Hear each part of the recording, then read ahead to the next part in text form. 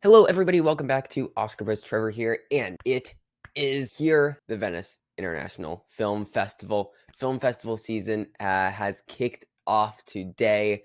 Thomas is not here. He is feeling a bit under the weather, but we're planning on doing a lot of Venice recaps. We are not in Venice, obviously, surroundings still the same, but we will be covering Venice as much as we can. I don't want to commit to every day, but as much as we can, we're going to be talking about everything that happens at the Venice Film Festival and the Toronto International Film Festival. So let's jump straight in. We're going to be covering everything. First off, we had some interviews about The Whale. Brendan Fraser and Sadie Sink, they were talking about it, A24 reps, all that. Brendan Fraser talked about how he put everything into this role, and he's the first and last time he's going to be able to come back to this, and he put everything into it, and now he has nothing left. I mean, it just hyping up his own performance, basically. I'm still very skeptical of this film. I haven't seen an instance where Brendan Fraser can actually act.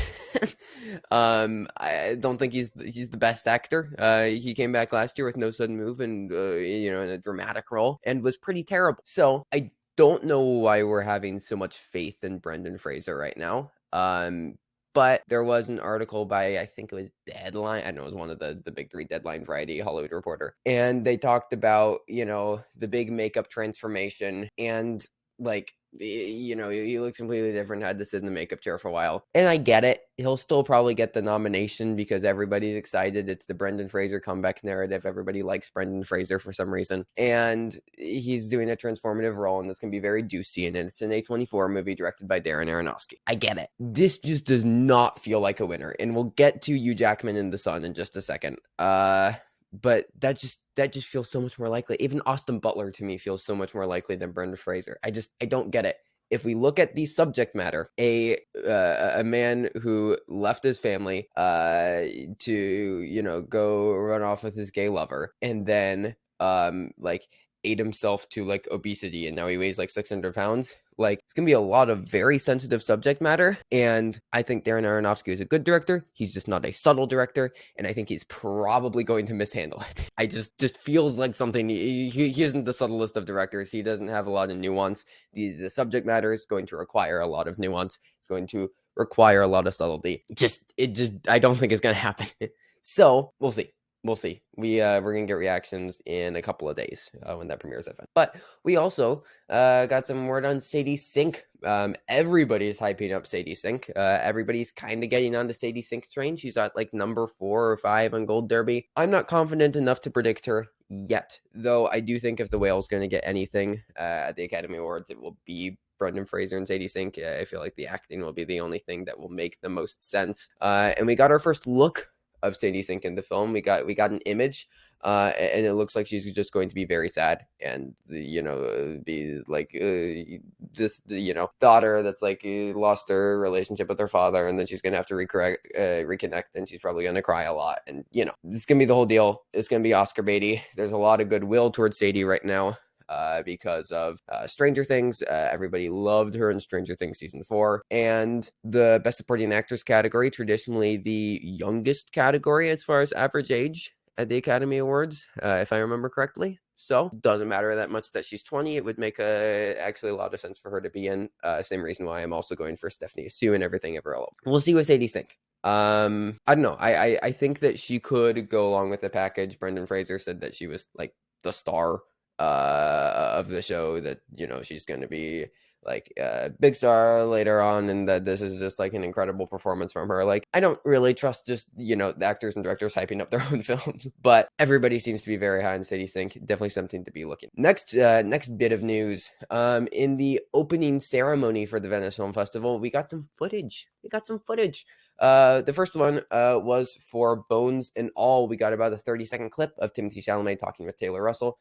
Bones and All is Luca Guadagnino's latest film, most known for Call Me By Your Name, which got Timothée Chalamet a Best Actor nomination, and Suspiria, the remake of the classic horror film, and it was mixed reactions, didn't do anything at the Oscars.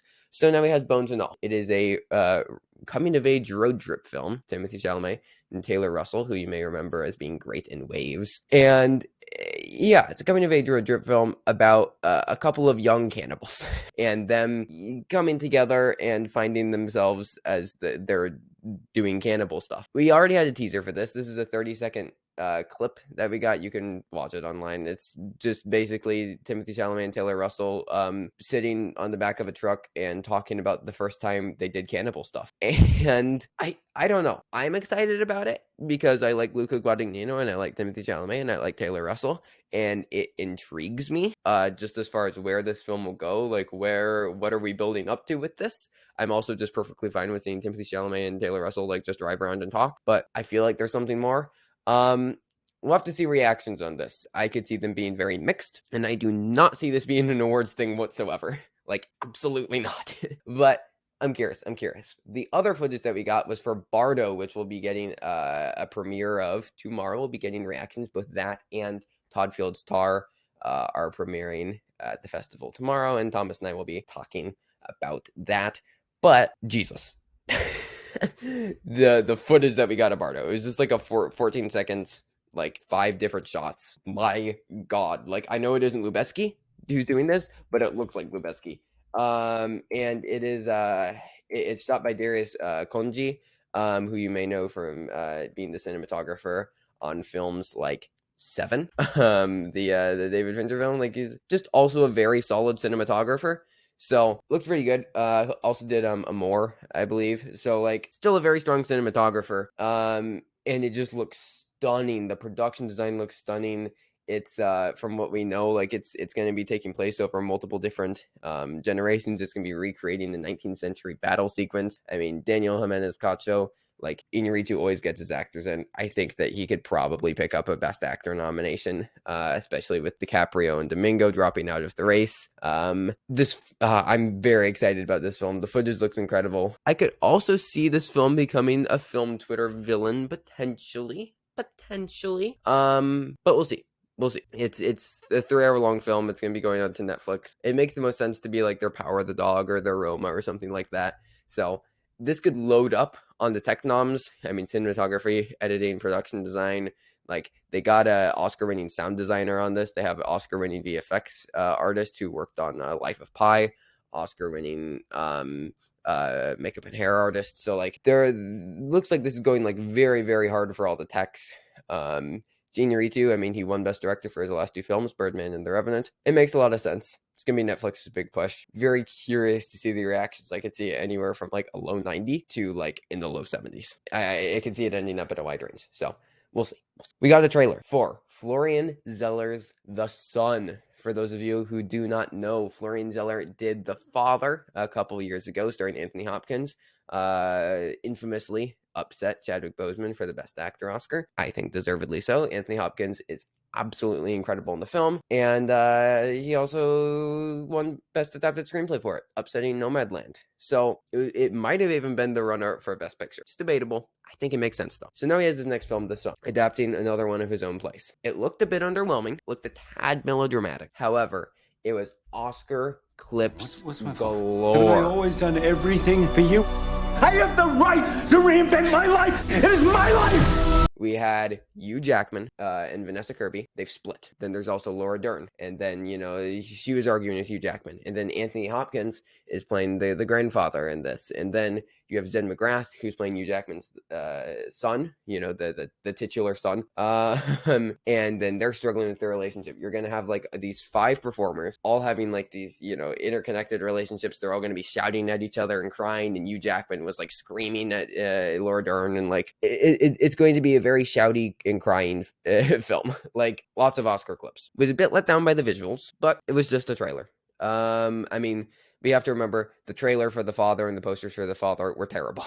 But everybody who saw it at festivals was like, no, it's actually phenomenal. Just wait until you see it. And I'm hoping this is the same thing. I absolutely adore The Father, hoping that we're going to be getting the same type of reaction out of this film. So we have this Hugh Jackman, Brendan Fraser race. I'm lying on the side of Hugh Jackman right now, but by the end of Venice, we'll probably be a bit more clear on who's the front runner. As I said, keep an eye on Austin Butler. I think he's also like right there. All right, and then lastly, we have the opening night film of the festival. This is the big thing that you're all here for.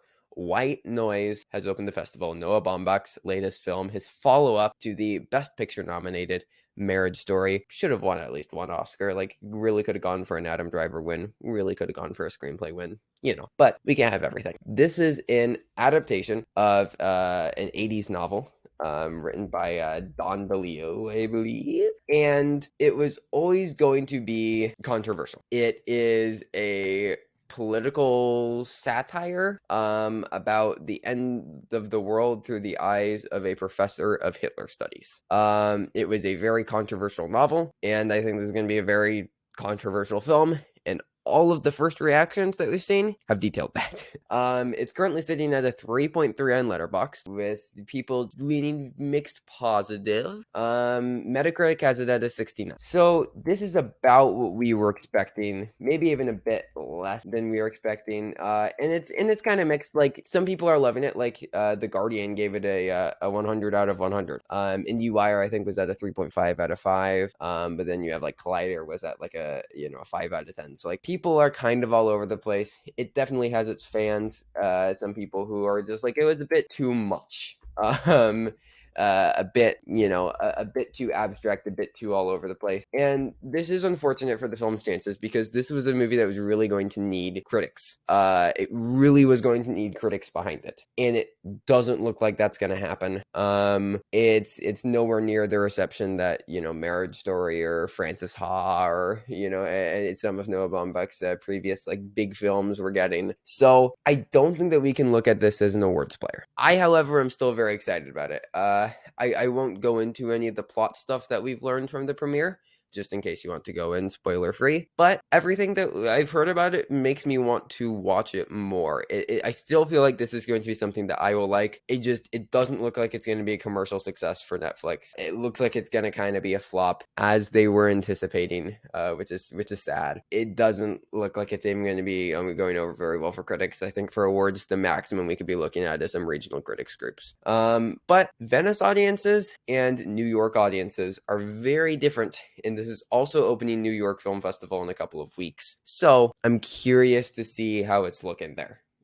Maybe New York loves this, and we can get a bit of reinvigoration there. But yeah, I think it's safe to say, and Thomas isn't here to argue with me, I think it's safe to say that we can put a Glass Onion as Netflix's number 2 for now, just behind Bardo. And I think that's safe to say. But White Noise, a mixed reception. We'll see where it goes from there. That is our recap of Venice International Film Festival, day 1. Tomorrow on day 2, as I mentioned before, we have Iñárritu's Bardo, as well as Todd Field's Tar, his first film in 16 years. I could not be more excited. I love In the Bedroom and Little Children, so can't wait to see this. But that is it. Thank you everybody so much for watching. Keep an eye out for all of our Venice coverage. Until next time, stay safe everybody, and goodbye.